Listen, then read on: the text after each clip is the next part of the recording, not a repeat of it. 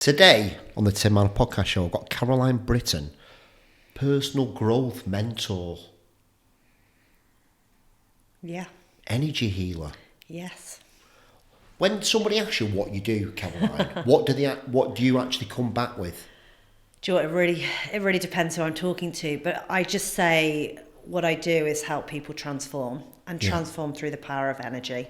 What the fuck does that mean? So I guess we're all energy. We're all energetic beings. So if you break down anything from the table to our body to the moon, it's energy. So what I teach people is how you work with energy, the energy of you, the energy of source, and the energy of everything that is, because everything has a vibration. Talking about the Force here, with Star Wars, the Force, If you, whatever you want to, Force, universe, people call it God, whatever it is, Mother Earth, like whatever. Are people receptive to this conversation? They are. I mean, because you work with some, like say you work with footballers and stuff like that, Yeah. and I'm thinking, are these people receptive to your... Yeah, so it's really it's semantics. Yeah, so it's how I position it, really. So I tend to focus more on the transformation, so not to kind of alarm people. But as soon as people sit with me, and I do work with one-to-one clients, they're like, how on earth do you know that about me? So I have an ability just to be able to see everything in terms of energy and to understand people. So you've heard of the clairs, like clairsentience, where you can feel things that other people feel. Claircognizance, where you just know something. Clairaudience, you hear things. Clairvoyance, where you see things.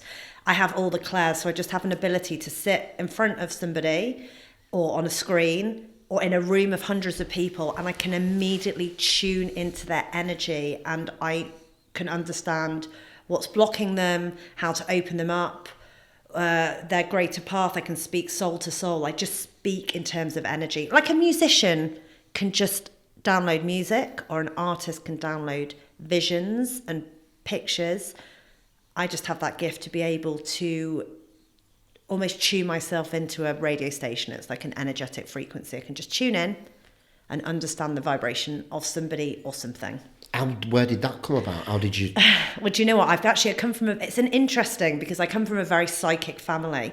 On my dad's side, my dad's actually got a PhD in chemistry, so he is Mr. Science, but his grandmothers were both psychic. And then my half-sister's psychic, my aunt's psychic, so I've got it running all the way through the family.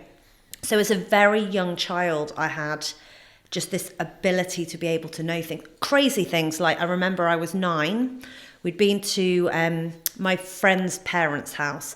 I came in and I put my hand on the front door and I just knew we'd been burgled.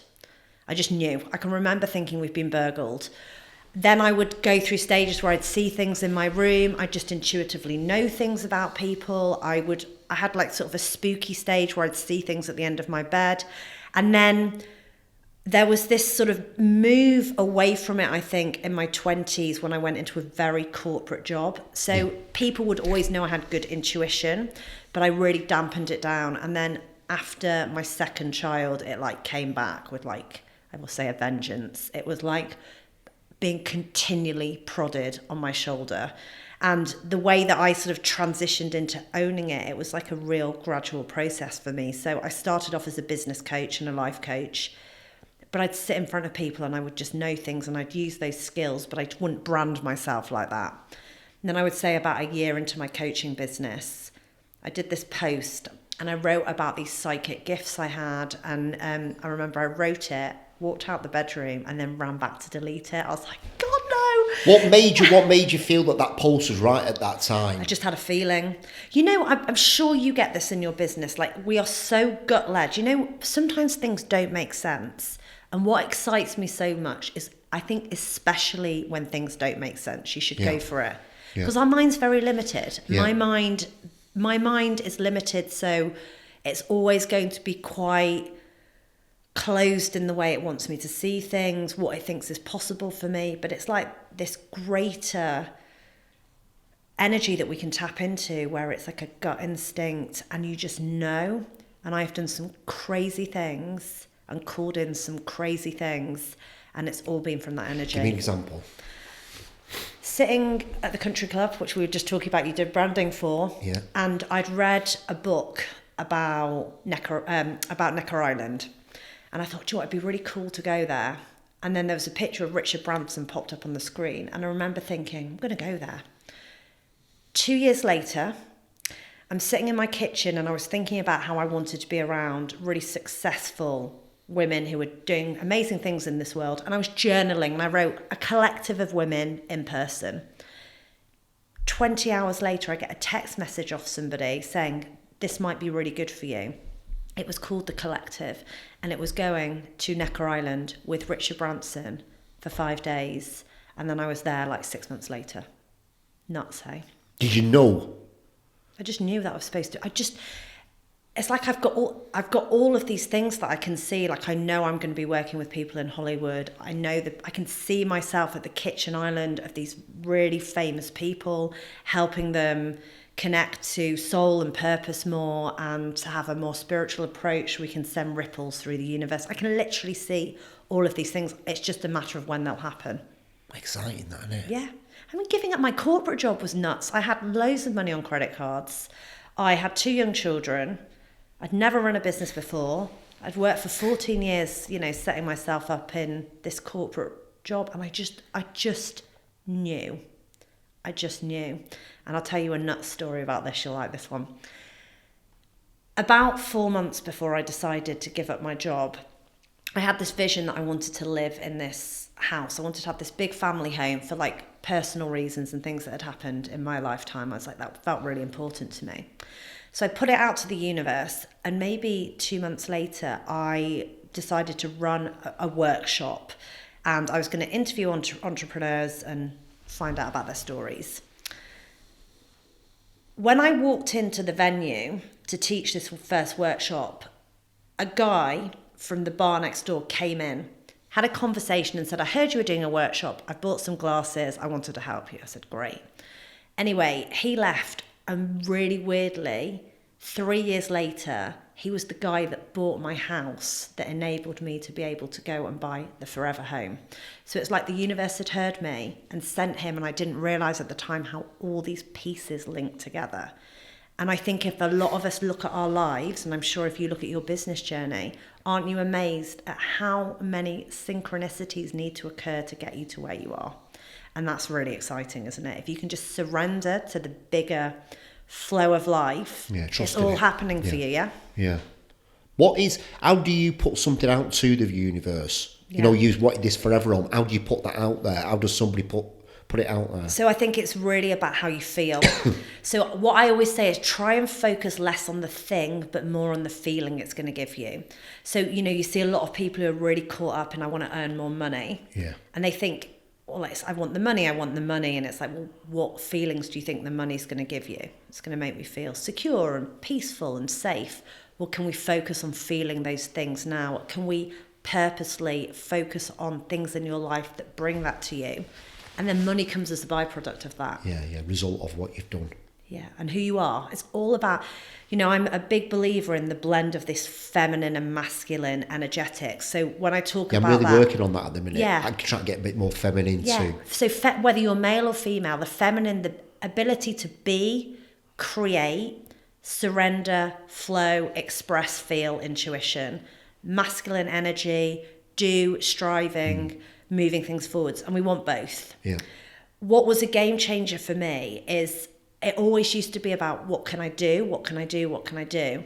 What I now say is, who do I choose to be?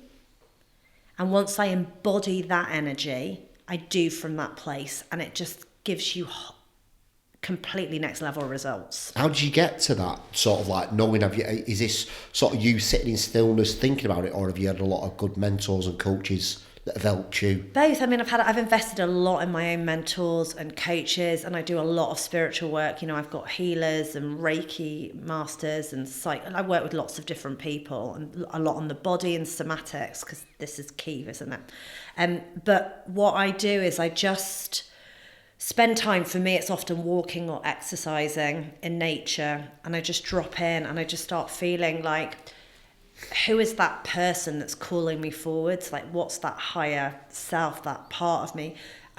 What's she like? How does she speak? What does she believe? What does she do? What are her habits?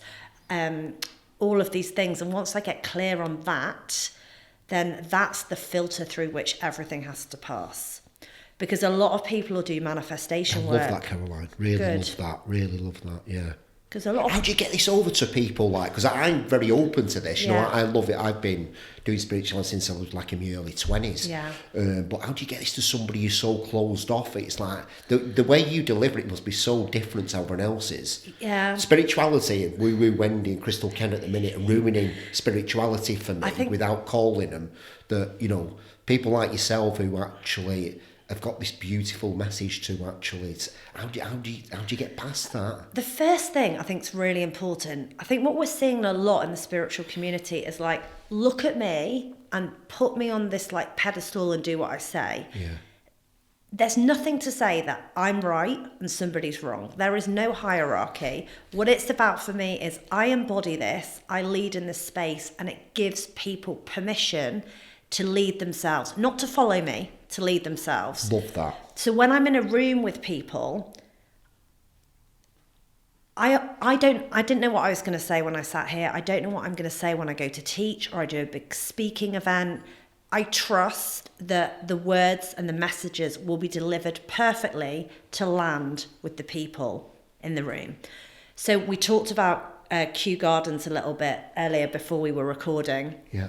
But I had about 120 people in that room, and I remember there was... So tell me the story of Kew Gardens. What is that? Yeah, so we were talking, weren't we, about you being very visual and us having visions, and I was saying, and how it's sometimes difficult for our teams to work with it, because I don't know about you, I'm like this stream of creative ideas, and it can be quite hard to keep up with, and I move very quickly. Yeah. And I'd had this vision of this room with big glass windows where I was supposed to speak for 6 hours non-stop, surrounded by all of these plants. And I called up Sanako on my team, who's worked with me for 6 years, and said, can you find it for me? I don't know where it is. And she was like, oh my God, Caroline. I was like, oh, no, I'm sorry. And then it sort of came across her path, and it was Kew Gardens, and it's got these floor-to-ceiling amazing glass windows, and obviously set in these like beautiful, you know, it's beautiful garden, floor-to-ceiling windows, and then these sort of beautiful views of the plants.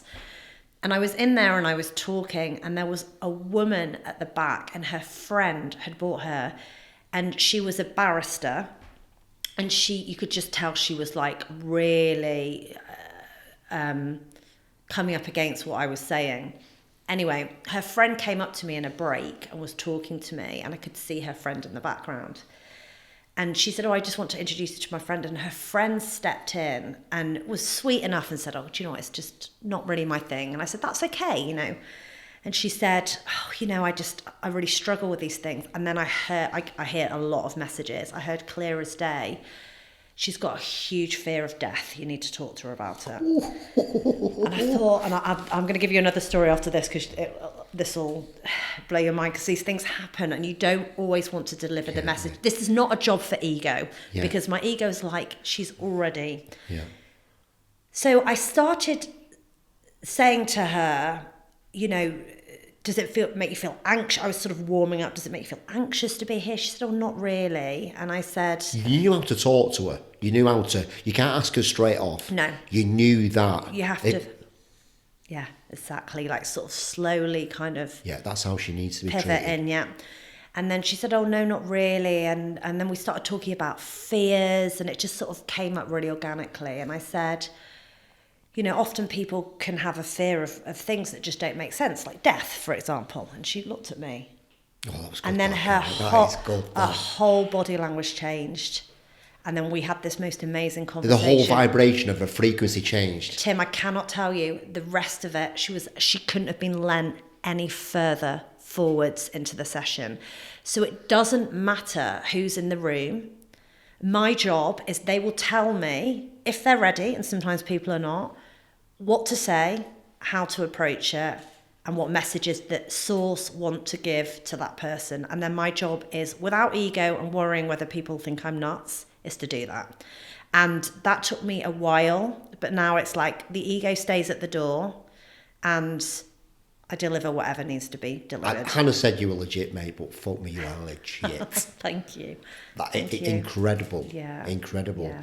And are you getting scared at these? Did you used to get scared of? Listen, what is that, Claire? All the Claires really interest me after you've talked. I'm like, what the fuck is she talking about? So I feel like you're very clairsentient. So you embody the feelings of people very quickly. Yeah. But when I'm in my meetings and I'm doing meetings, sometimes I get these things that you need to ask this question. Yeah, and I don't know what it is. I don't know if I've lent into it enough, to be honest. Yeah. But somebody said, you need to ask about the AAAs. And I'm just like, did somebody just say that? Or why am I asked? What is that? What is it? Yeah, because people say to me, my mum asked me this, and my dad, like, what's the voice? It's not like a woo, it's just almost like an inner voice that you hear. But then it depends, because if I'm working with people, I can often get people who've passed come through, which is more mediumship. That's not me. So I had a nuts experience, and for like people who are like listening, just have an open mind to this, because this is really out there. But again, I feel like I need to say it. She doesn't care, really. No, I don't really care. And I went to a beauty salon. This was about a year ago. And a woman came, she had like a mask on. She was a young girl and was like in her 20s. And she said, come into this room. And immediately I heard this voice, like, I've got a message for her. She's my daughter. I've got a message for her. And I was going in my head, there's absolutely no way in a beauty salon with somebody who's not asked, I'm going to do this. So I was literally going, no. And he just kept showing me this picture of this bird tattoo on his left forearm. And he was like, I need to talk to her about the birds. I need to talk to her. I need to get her a message. And I was going, no. How you feeling? Are you scared? I'm not scared. I'm slightly like, come on. Like, how have I walked in with such an open channel? Because I have to be really careful not to constantly be open, because people are flying in all the time. I was more sort of, my ego was like, there's absolutely no way. I'm in a beauty salon. It's my day off. She hasn't asked. She's a young girl. Have you got such a good dynamic, you, from business to spirituality? I know, and I come from a management. So beautifully. Thank you, because I come from a management consultancy, so I'm very strategic and analytical. Yeah. And this side, so she's sitting in front of me, and she starts telling me that she's got this big life decision to make about going to Australia. And then I realised, okay, he's got a message. So anyway, I'm saying no, and then she starts talking to me about how she was sectioned in COVID with really bad mental health. And he wouldn't give up, and I just knew. So I said to her, you must have spent a lot of time in your room looking out of the window. And she said, yes, I did. And I said, watching the birds. And she looked at me and said, what? I said, watching the birds. And she said, how do you know that? And I said, I really hope you don't mind. I'm psychic. I've got a message for you. Are you comfortable if I deliver it? And she said, of course, I'm really into those things. And I said, has your dad passed? And she said, yes. And I said, did he have a bird tattoo on his left forearm? I still get goosebumps. On his left forearm. And she said, yes. I said, he's got a message for you. And I gave her the message. She cried. I cried.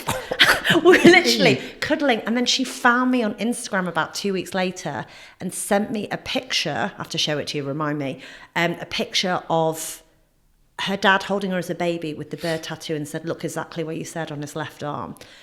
I left him, and when you're in that state of like euphoric gratitude, I thought, what a thing to be able to do and give. And it was all around her moving to Australia and it being the right thing. And I just thought, like, that is how lucky am I to have that gift? And I'm really grateful for it. I mean, fundamentally, I'm not scared, because I do the protection work and I make sure that it's all clear and clean and the right kind of people come through. But how lucky am I to be able to access that? It's amazing. It's amazing.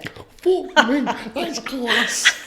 That is such a great story, that. Isn't it? How do you protect yourself then? When you say you do protection work, what's that? I teach a lot of people. I do a lot of work with teaching people how. I had no idea the conversation could turn out like. Go on. I know, it's nuts, isn't it? It's nuts. So I do a lot of training with people about becoming intuitive coaches or developing these skills. you have to be really careful with how you open up your energy.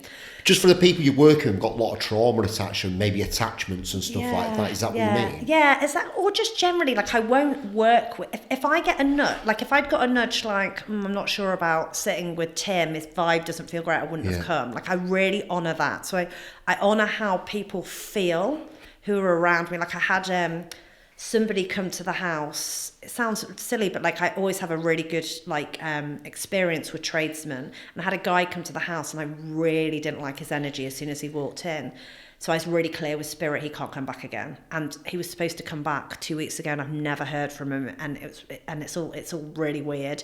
So I'm very clear about who and who can't come in.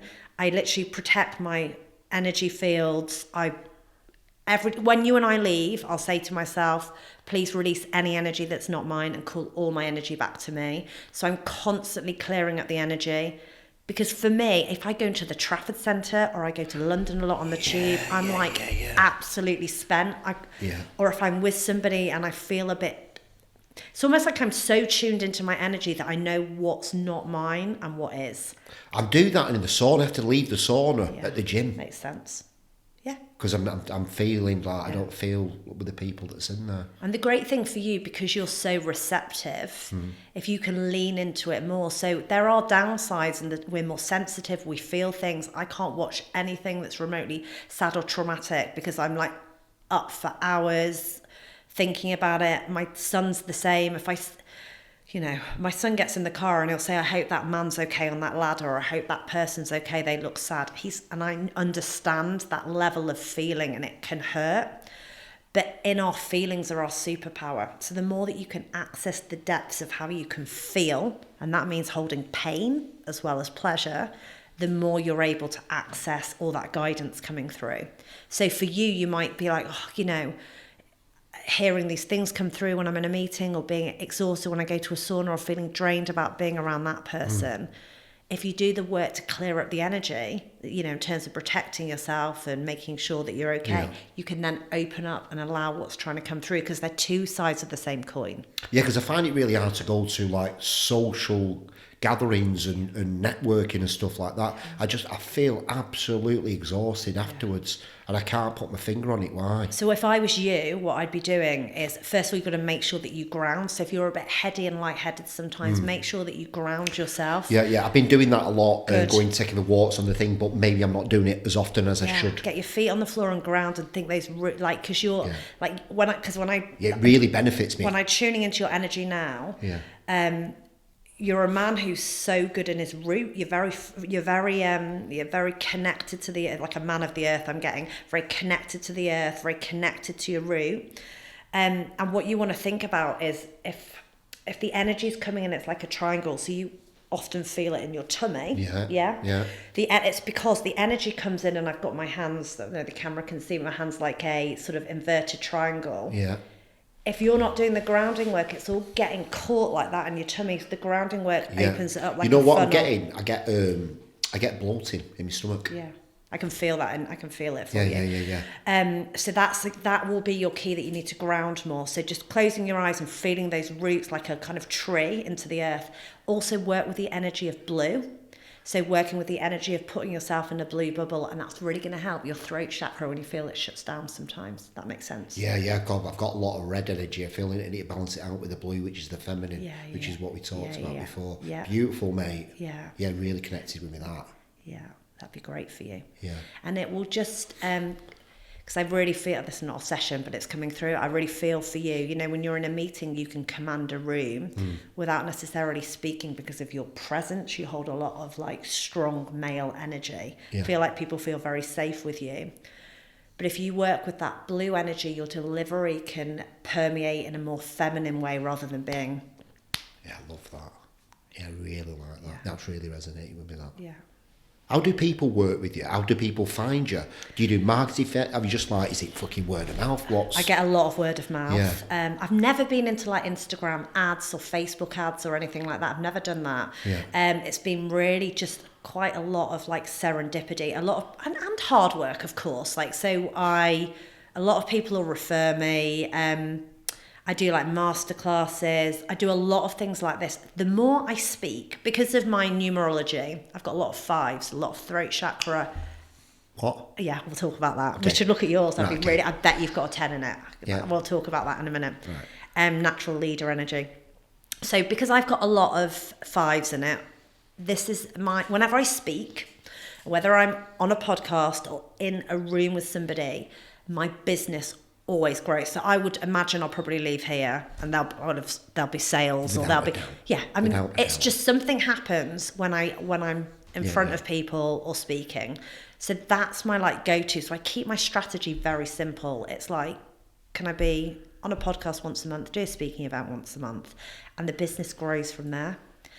But it's definitely an energetic business. So the more I am in my power, my personal power, the more the business will grow. So when I talk about personal power, people get it confused with power. So a lot of people can be circumstantially powerful. So by that I mean, Tim, you feel powerful if everything's going your way, you've won the pitch, everything, you're having a good day, you're feeling good. We can be in power because of the circumstances are dictating it. Personal power is, can you hold on to your power, your center, when it all feels like it's going to shit? And it's like literally like a chaos around you. Yeah. I got a masterclass in that last year. It's like, how much can you hold when it's like a tornado in pretty much every part of your life, Caroline? What's so interesting is what's come off the flip side. I've never found it so easy to get business and speaking events, and things are just happening all the time. So there's always that, the universe, I really believe this, the universe, if you declare something, so I declared I wanted stratospheric growth from a balanced nervous system. The first thing the universe did was just, what can I do to throw your nervous system out of whack? So it didn't. So I thought, well, I'll have the growth bit, but it's like, no, let's see. What, as in put you out your comfort zone? Yeah, put you out of your comfort zone, cause problems, put you in states of stress, high adrenaline. What can we do so that you have to hold people, clients, situations, power source when all this is going on? So that was like a masterclass for me. And then the more I was able to regulate my nervous system through that, the more I grew. Does that make sense? Yeah. So people will say, the other year it was like my word for the year was receiving. So the first thing it did for the first 6 months of the year was highlighted everywhere where I was overgiving. Every person, every situation that was presented to me was around the theme of where I was overgiving. So in order to be able to receive, I had to fix the wound that wanted to overgive. So for anybody who's having knocks or obstacles or challenges, there's like, it's an assignment, there's gold dust in it. It's trying to show you something because you've asked for something amazing. So recognize what the assignment is, learn from it, and just trust it's all happening for your greatest good. So are you saying, like, when somebody gets triggered and they like get really big trigger from that's basically what you kind of got to look at, and the reason you felt like that is that you need to look at? Yeah. So I remember I had a client, the CEO of this company, and his wife had bought him a session, and I came in, he was sitting on top of his island, big guy with his legs crossed, and I thought, this is going to be interesting, because he didn't want to be there. And do you love that? Did you buzz off that person who's there and you can kind of get through to him? Yeah, well, it's always, you just try and keep the ego out of it. So you'll say it'll be what it'll be. What I'm really careful about is I'm not here to prove. So if, I'm not here to prove to you that I'm good, I'm not going to risk the energy. It will be what it will be. And even if I irritate them or I trigger people, like on this podcast, I'm still potentially of high service. Yeah. So if I can, and for somebody who likes people to like me, it's been a lot of work to get there. So you've been a people pleaser, an overgiver. Absolutely. Yeah. Right. Oh yeah, my whole life. And how did you, when you looked at that, how did you think to yourself, right, okay, how do you, is the word fix, right? How did you look at that to kind of put the boundary in place so you're not? I understood where it came from, so I looked really deep into childhood. I looked at my ancestry. I looked at I'd been conditioned. So it's interesting for me. My dad's comes from a really working class background, didn't have any money when they were growing up. And I've definitely got that in my blood of like, you work for it, you sacrifice it, it should be hard, like you keep going, you push, you graft, you're humble, you're this. And I've had to do some work around that because, you know, as the business grew and I bought a nice house and, you know. What's next? I'm graft more. Yeah, and there was an energy of like, I felt like an imposter, or who am I to have this, or it's greedy, or it's not what's done in this. And it's funny how we pick these things up. So we've got to look at what we've taken because every generation is passing things down. So imagine like this rucksack full of rocks and they've been passed down generation to generation. Just keep picking them up, it gets heavy. Yeah, and the thing is, this is why I'm so passionate about doing this work, is because it changes everything that's to come with the generations. So, you know, I can sit there all day to my children and say, no, you're enough, and prioritise you, and you're worthy. But if I'm not embodying it, the kids are not listening to what I say, they're looking at who I am and what I do. So my job, my absolute responsibility is to self. I have to do the work. I have to embody what it is I want my kids to. And when I do that, I'm breaking patterns all over the place. And when I'm doing it with clients, we're breaking patterns all over the place. And I sit with so many incredible people. Tell me the story of that CEO then. Yeah, so he was saying to me, I was doing a lot of work around money mindset. This was an interest, I keep diverting, but I'd basically been doing a lot of work on money mindset. Could not get my amount I was bringing into the business above what I earned in the corporate world. Just couldn't. And I just knew it wasn't strategy. I knew it was energetic. And then he was gifted to me. I sit down with him and he made a comment about something with people with less money being beneath him.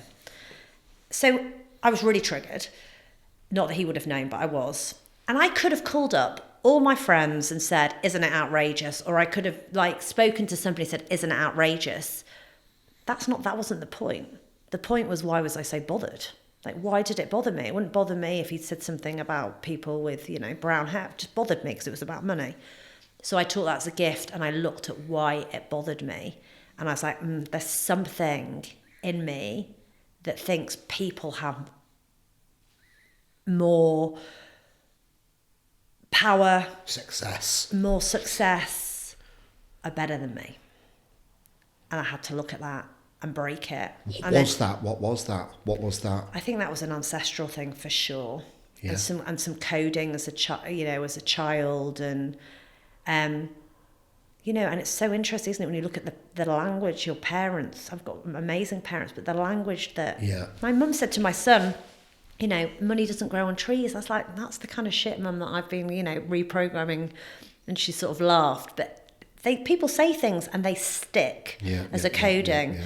What was interesting about that money story is I realised when I did the work around that I also had a story, because our beliefs are so powerful, that I couldn't do a job I loved, have flexibility, freedom, pick my kids up from school and earn more money because something had to give. Did that work? Within 2 weeks, my business trebled with the amount of money it was bringing in. It is amazing. We are the product of what we believe.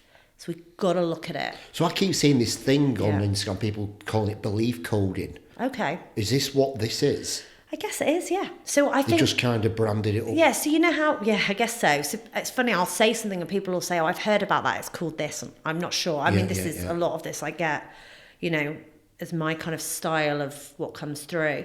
But, you know, we talked at the beginning about identity. Yeah.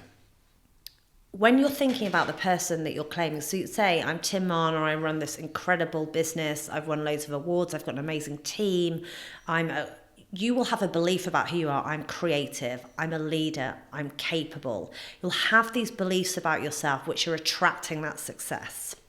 When you decide to take something to the next level, it's then locking in. So I'm Tim Marner, I've got a global brand and I've got a global team and I'm this and I operate like this and I get to do less and my very presence transforms people. You start coding yourself with the different beliefs, it attracts at that level. So we talked about my trip to Necker Island. When you sit with Richard Branson, his view of himself is very, very interesting to me, the way he views life.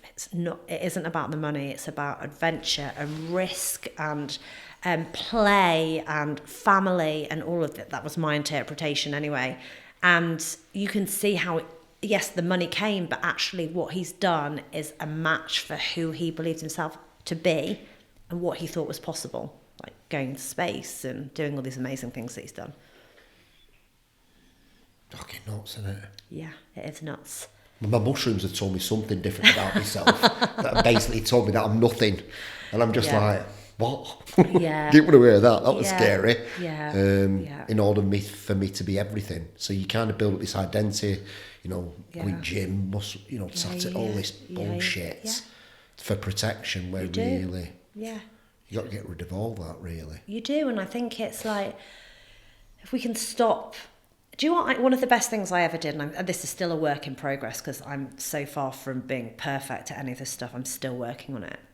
What I decided to do, maybe probably a year ago, it's a big thing in 2023, I just decided I was going to stop making things mean things about me.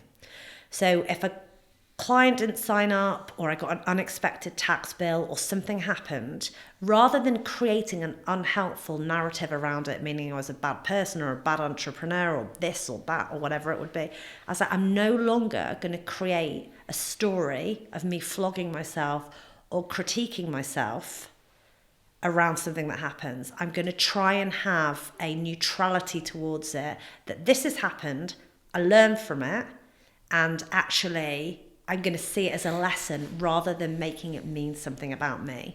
That's really helped me because I'm able to just process and go through things much more quickly now, rather than creating it and then we create the story and then we think about it and we attach all these things to it, and it's just, it becomes too much, and all of a sudden we're buying into this narrative that just is something that we've created. Bullshit. And it's bullshit, yeah.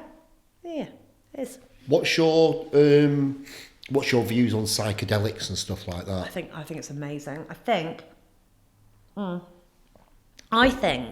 that it's really exciting, the modalities that are coming forward. So we look at things like psychedelics, or some of these modalities that are coming, like internal family systems, or rapid transformational therapy, and all of these things, and the scientific evidence around helping people with PTSD or trauma. Yeah. I think it's a really exciting time. And the internal family systems is really interesting, isn't it? Yeah. Really interesting. About you've got all these sort of different voices in your head coming from different aspects. And nothing's bad. Yeah, nothing's bad. Yeah.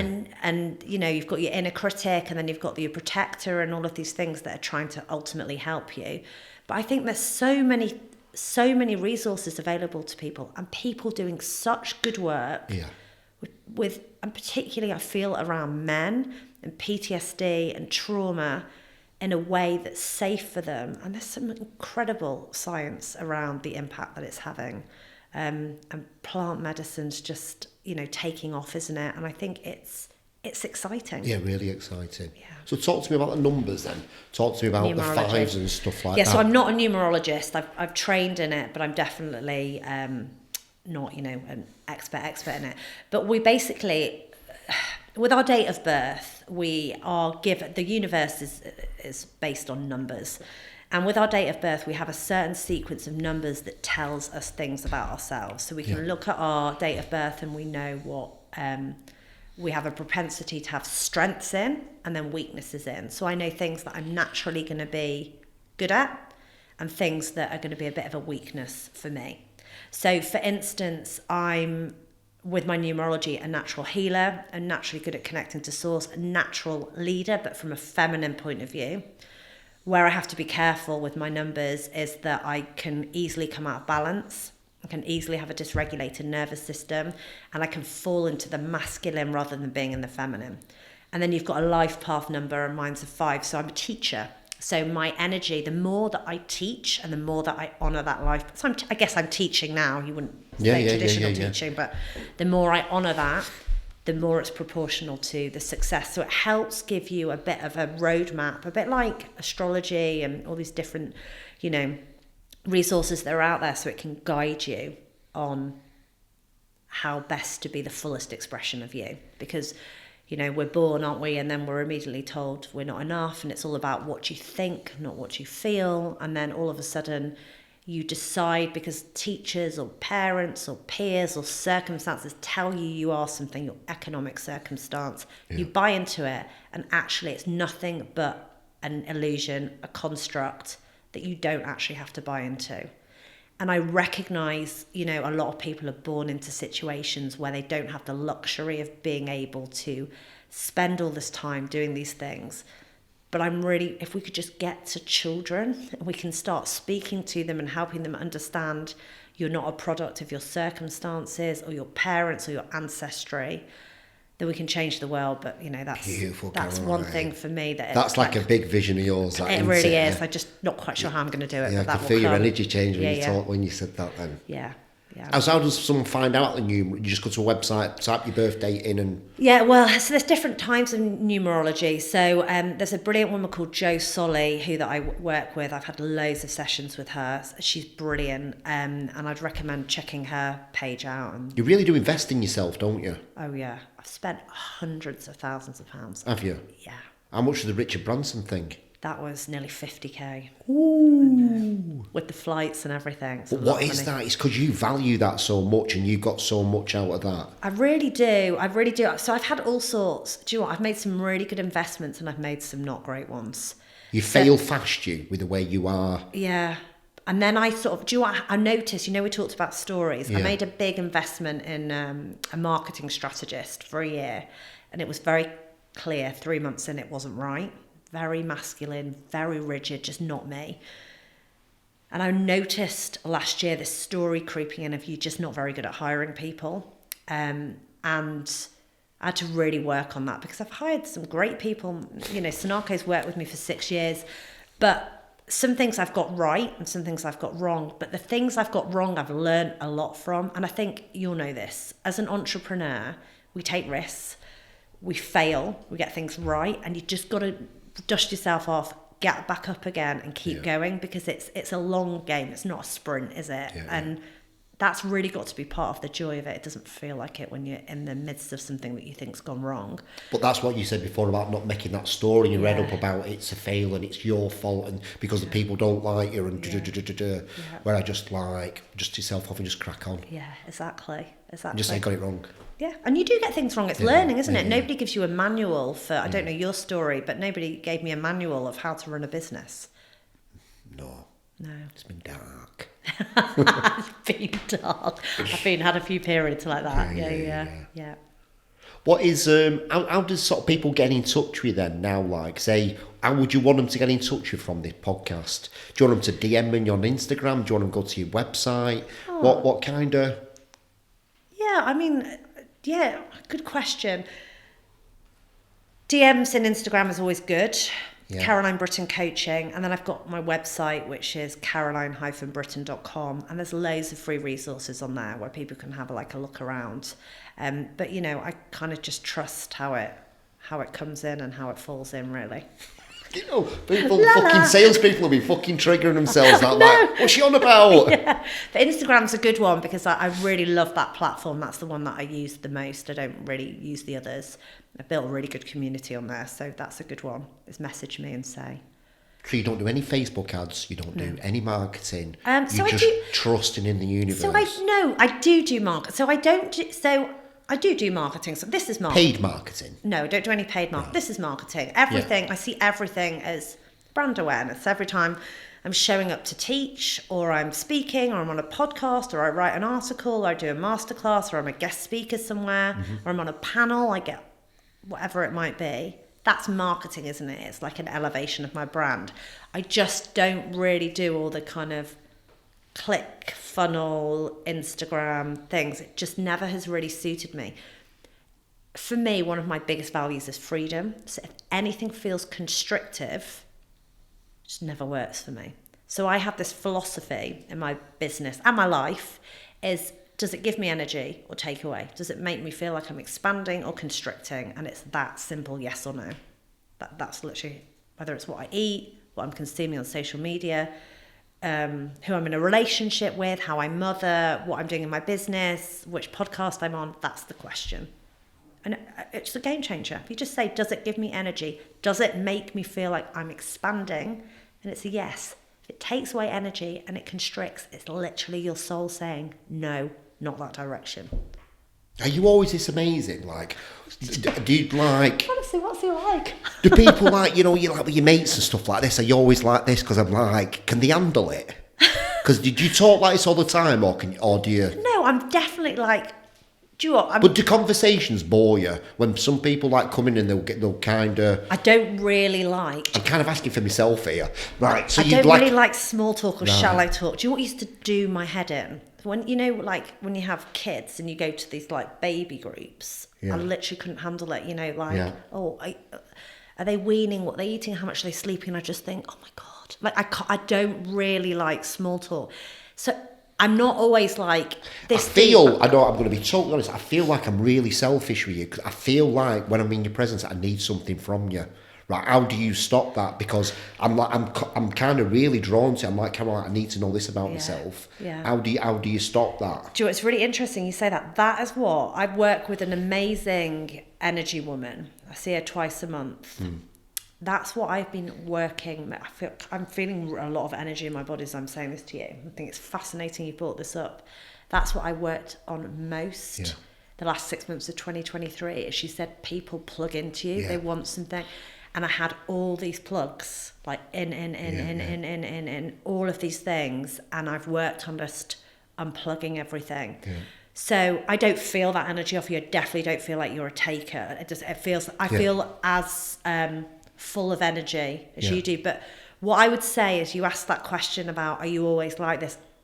By nature, I'm very silly and playful. Yeah.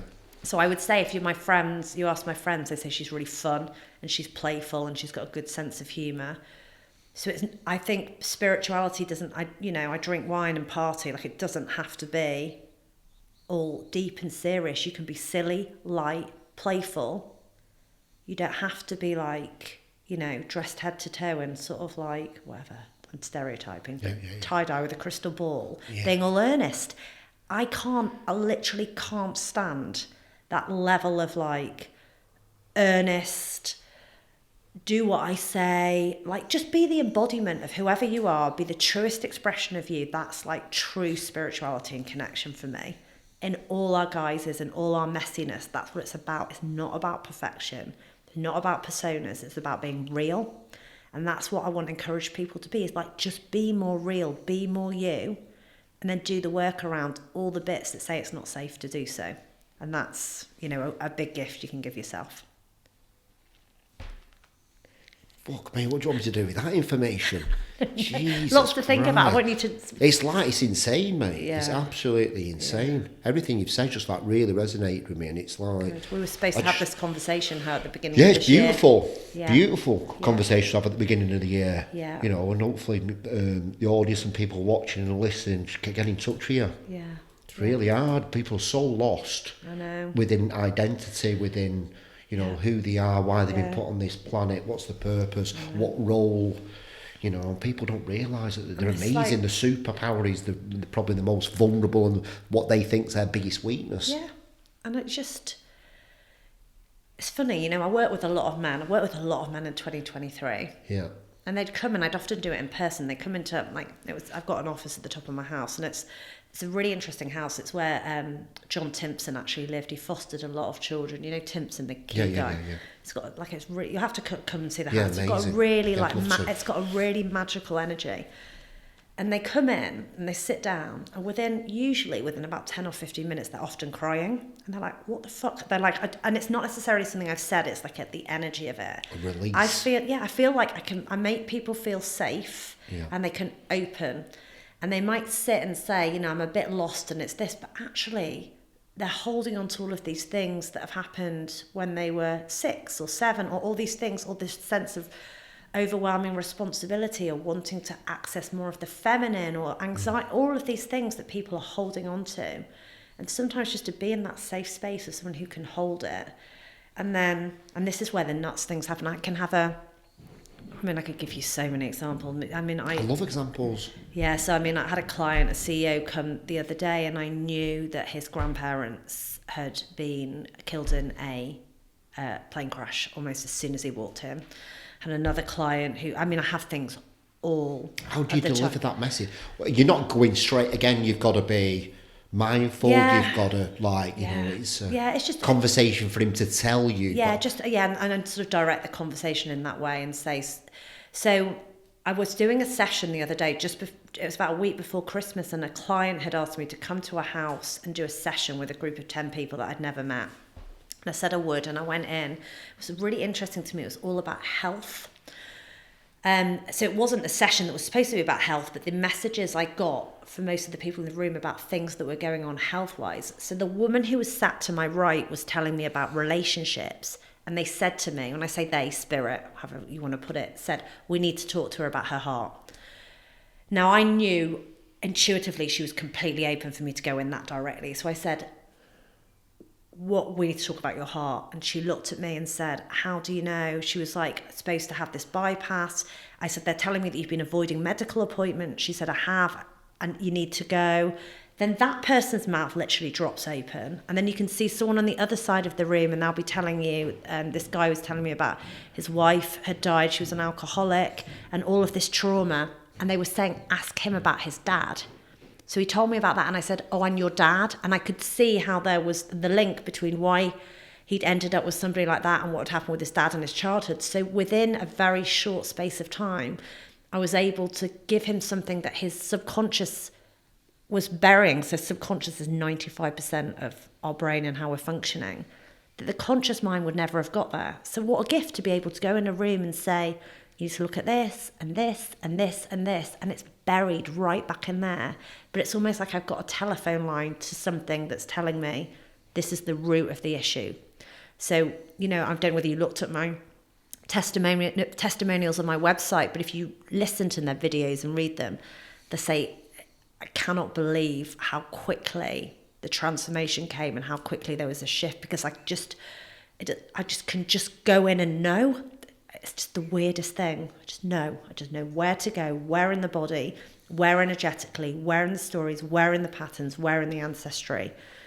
And yeah, I mean, I'm moving my hands a lot as I'm talking. Like I just know.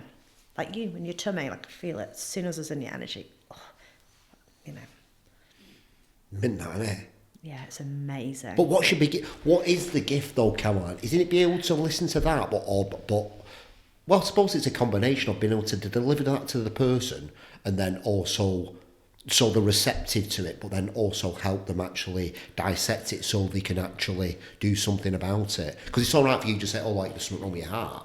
But if you don't deliver that the right way, or say, look, you need to look at this and do this and then do that. Yeah, so I really I always think my superpower is the ability to be able to understand almost diagnostically what it is and then help people solve it. So I'll always give the two. Yeah.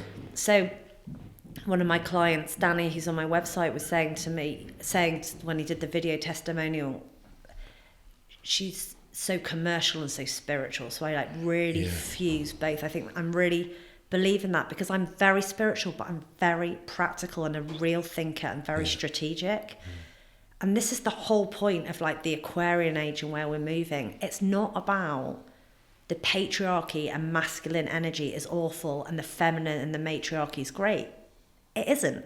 It's about the union of both. We've got to come away from all these things being separate parts of self, separate parts of, you know, how we show up. It's about bringing everything together.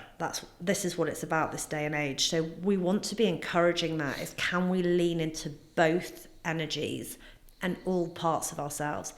And if you were to look at the world and listen to the media and listen to the news, everything is geared around keeping us separate from each other, politically, vaccine, not vaccine, religion, war, all of it is about separateness. And we are in a society that's also trying to keep us separate from ourselves. That's where the healing needs to be done. And that's what I feel like when I feel into the energy of what's coming over the next 500 years. It's not, you know, I won't be here then. Well, I'm, you know, in spirit I will be. That's the shift of bringing people back into wholeness with themselves. And when we find wholeness and completion and safety and freedom in ourselves, we stop letting that part of us play out in all these other places, and it's just going to change everything. And it sounds idealistic, but I'm coming at this from a very spiritual point of view.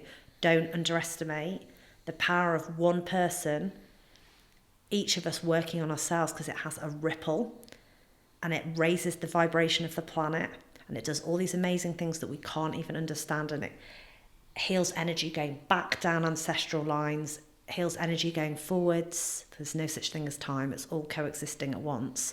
And then there's this huge shift that you see happening. So that would be a really great question for your listeners to think about, is how can I come back into more wholeness with self? Well, start by listening to yourself. Start by honouring your feelings. Stop making things right or wrong.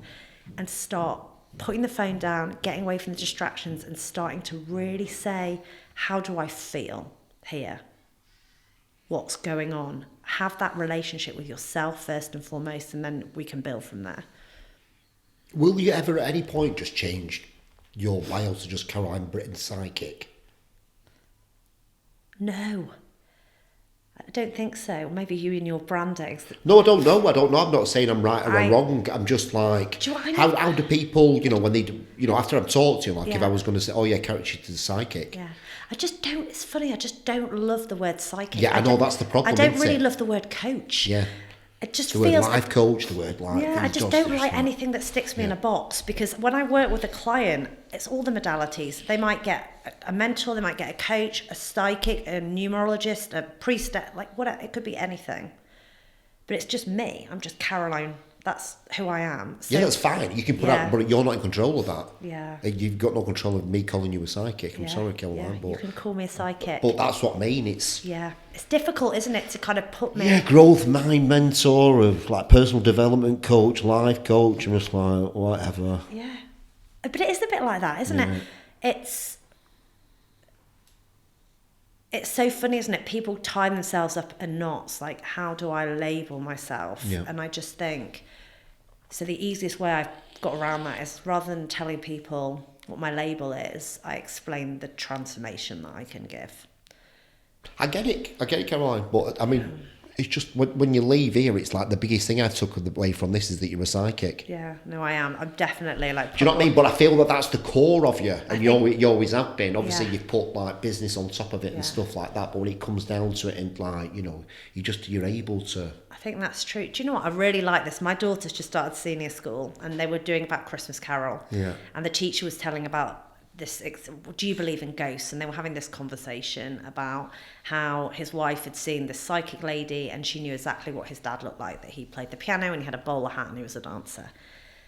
And do people believe in it? And she's getting a discussion going, and she told me this, she put her hand up. She's quite shy, and she said, my mum does this as a job. She's got a business. But she doesn't look weird. She's like really normal. She looks normal and acts normal and speaks normal. But she can do this. And I thought, like, how far have we come? Because when I was 8, I wanted to take I wanted to take a broomstick into school. I'd asked for a broomstick for Christmas, for Father Christmas, and my dad had made me one. So can we just have a conversation about what's the difference between a psychic and you being a witch? Yeah. A witch, I guess, is somebody who works with, well, there's different labels, but a witch is somebody who works with magic, rituals. Talk about a white witch, not a dark witch here, aren't we? Yeah. So, but, again, I've always, you can see, like, just have this thing around this. Have you thought about that before, that you might be a witch? Or has that ever been presented to you? I'm definitely a witch. Caroline. Definitely, Tim. I don't mean to trigger you, but you've just been triggered. You are definitely a witch. I'm definitely a witch, because I loved the Worst Witch when I was younger. Yeah. I asked for a broomstick for Christmas. Yeah. I used to dream of being able to do all of these things, and now I get to basically do it for a living. It's amazing. So yeah, I'm definitely witchy. That's amazing, that, isn't it? And psychic, and like a modern day witch. There you go. There's your new bio. There we go. Modern day witch. A modern day witch, yeah. That's what I feel like. You're cool as fuck. Oh, thanks, like proper, Tim. mate, honestly, yeah. Thank I was you. not expecting this conversation at all. It's amazing, and like looking at you as we're talking, like I can feel the activation going on, like your eyes are just like, I feel like there's lots going on, so that's amazing for me. I've honestly got so much value from it. I mean, this is why I'm doing podcasts, I'm going to be honest with you. I've just spent an hour with somebody amazing who would probably charge a lot of money. I'm like, fucking got it for free, right? But on the flip side of it, obviously, people are going to get a lot of value from it. Can I ask you a question? Yeah, 1,000,000%. So, how much do you rely on your connection and intuition and gut instinct with your business? Is that a lot? Yeah. I didn't realise it. I think I've definitely had a little bit of an epiphany talking to you a little bit. There's been a cathartic moment where maybe I do need to lean into it a little bit, where I've almost dismissed it and just thought, oh, it's just, something. Yeah. But yeah, intuition and connection and reading people is very, understanding people, asking what the vision is and what they really want. I think our purpose as Tim Marner is to help people find their purpose. Yeah. And we do that through branding and coaching in a way. Yeah. But a lot of it's not what it looks like, but what it feels like. I love that. So I bet people come and they don't really know they what they want, and then you'll be like, I feel it's this. So it's like almost like you're accessing that vision for them. Yeah. I had a message the other day. We had a consultation with a girl, and I just said, "What's the 3 A's about? What are the 3 A's?" I'm just like, I haven't got a fucking clue. I'm just going to say it. I don't care. She goes, that's the recruitment agency we for, like AAA recruitment. Yeah. I said that them AAAs are going to be your new brand name for some reason. Yeah. And then she came out with this thing called Agatha, and I'm like, what's that? It's just, well, it's something I've been thinking about for my brand name. And I said, why it's that? And she's like, I'm just like, I have photos, I don't know. Yeah. And I'm just like, that's it. That's what you make me doing. I love that, and because it's I find it such a shortcut. It's like our mind will have us think there's this long route, and then actually, if we can just go with the flow, so rather than fighting against what's coming and what's not working, it's like you're always being guided, and it can be even more amazing than you think if you just stop, like trying to cling on, make it go in a certain direction, or do it a certain way.